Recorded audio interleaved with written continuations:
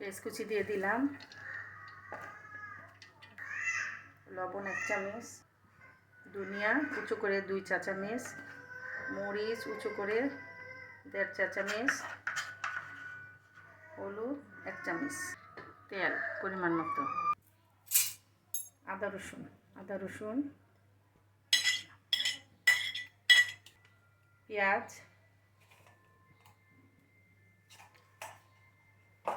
এটা মাখবো ভালো করে।